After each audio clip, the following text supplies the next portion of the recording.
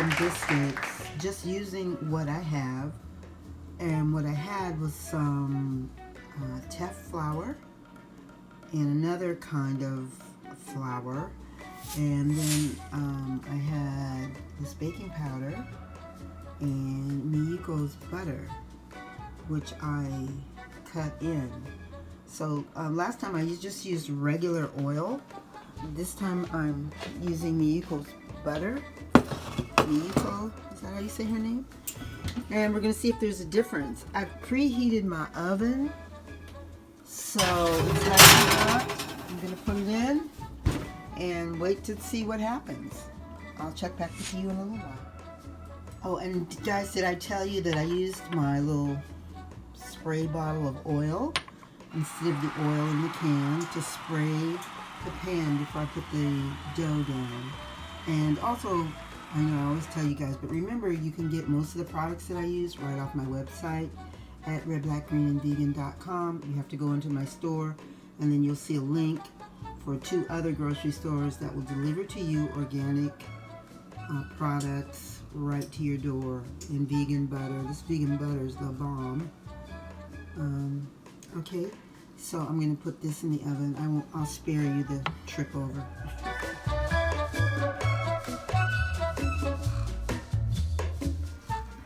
Red, Black, Green, and Vegan. Okay, so I forgot a step, and that step was to cover the biscuits before you put them in the oven. Cover them with melted butter. So I've just pulled mine out and I've covered it with butter. But I think if you do that, you get a better, a better brown on it. Okay, so I'm gonna give it the tasty test. Okay, guys, I gave it the tasty test. They're okay. They're suitable, but they're just not like wow, And actually, that baking soda that I get off my website, I don't really like it. I've tried it out in a couple other recipes, and I thought maybe I just put too much in, but I know I didn't put too much in this one, and I can still taste a little back taste to it. So I'm gonna go back to the Rutherford's non-aluminum baking soda.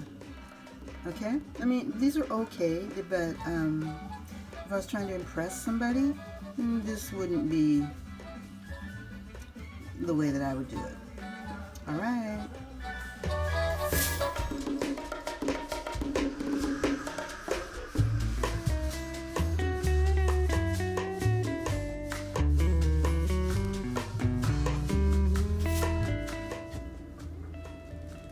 Red, Black, Green, and Vegan. What are you working with today? Let's see some of that yumminess that you got going on. Okay, so in this pot, I just have some pure creativity. In that, I have used some pinto beans that were soaked, that were cleaned, washed, and then soaked. Let me forget not to share that with you.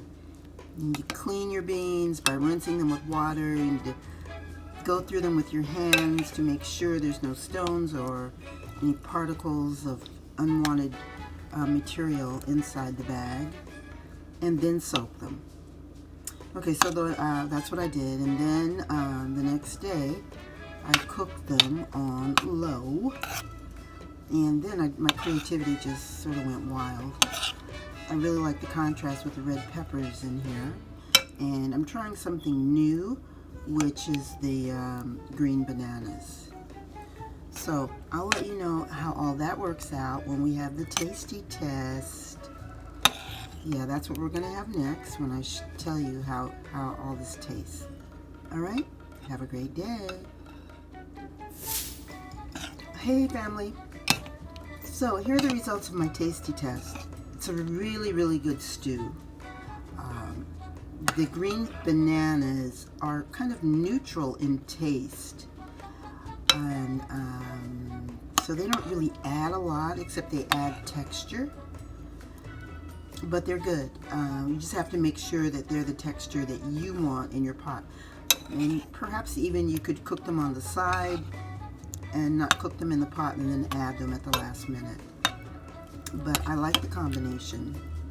You know, I was told years ago the green bananas were very, very mineral and nutrient dense, and that it's a food that many of our ancestors eat. You know, they'll boil the bananas and add them to cassava, which I know Dr. Sebi didn't recommend, but I'm just letting you know that this is what our ancestors do, and they pound it together and make something called fufu.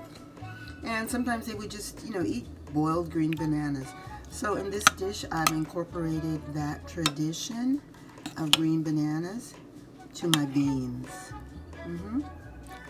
And it's pretty good, but you have to have some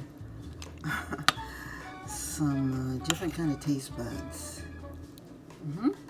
Okay, you guys have a beautiful day. Peace.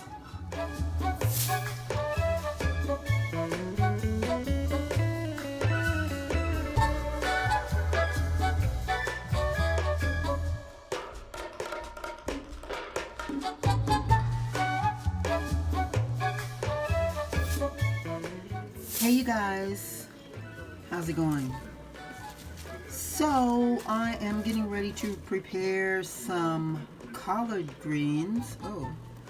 And I thought I'd show you some of the process. So if we go over here, we have some onions, some ginger, some jalapeno peppers, and yeah, I think that's it. And in here we have some oil that's getting hot, and we're going to roast our spices in here, and then we're going to add this mixture, and then we're going to add the greens. Okay, so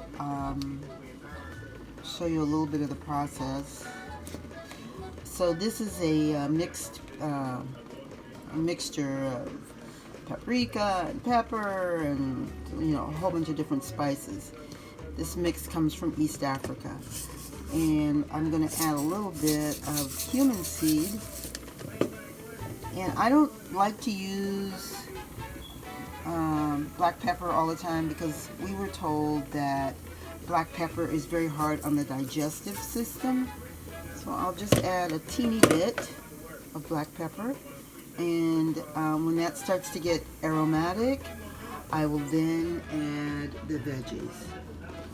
Alright, and then back here I have some sweet potatoes on the boil. I'm going to turn those down and let them cook a little bit slower. The slower you cook your food, the more of the nutrients that you're going to retain. So you want to cook your food on low as opposed to on high. You can start it on high and then go to low. Alright? So more to come. Hang with me. Okay, friends, this is the sauteed mixture of the spices and the veggies. Okay, and to that, I'm going to add the greens.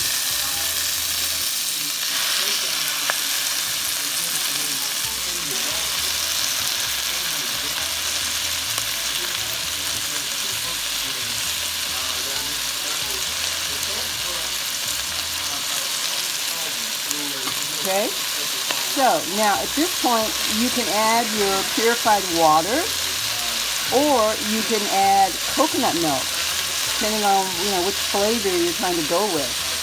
I personally like coconut milk, but I have purified water here, so I'm going to add a little bit of that. Let the greens cook down, and then I will come back and stir it. Okay, so now we have the greens integrated with the water and the oil and the roasted spices and the garlic and the jalapeno pepper and the onions.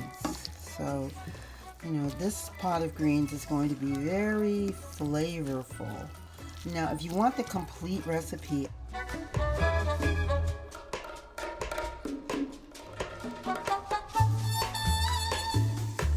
I suggest that you go to my book, Red, Black, Green, and Vegan, where everything is given to you in a very concise, spelled out fashion. Okay? So as you can see there, the greens are cooking down nicely. I'm going to put a lid on them so I don't lose excess nutrients, but I just wanted you to see them. Pretty, huh? Yeah.